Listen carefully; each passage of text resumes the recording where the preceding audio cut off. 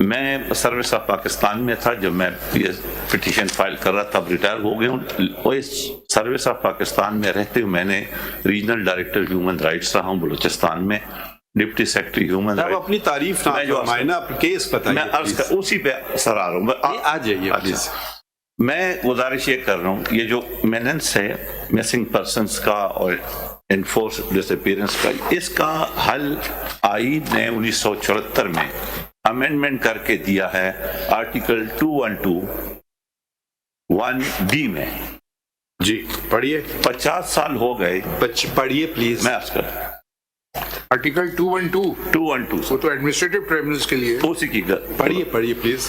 Article 212 Administrative Courts and Tribunal 1.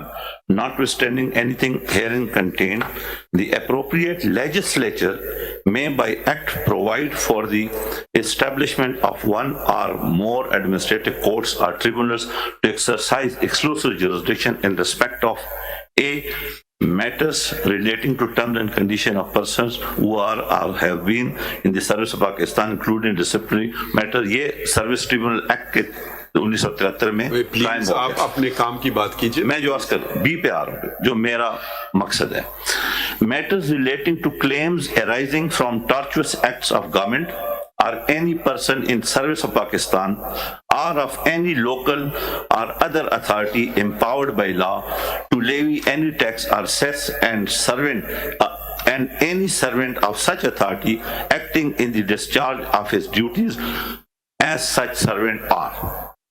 मेरी सरगुजारिश ये है कि आईन ने एक हल दिया है, ये जो मैंने हमारे थ्रू आउट हो रहा है, मैं खुद इन चीज़ों को डील करता हूँ वाइल इन सर्विस।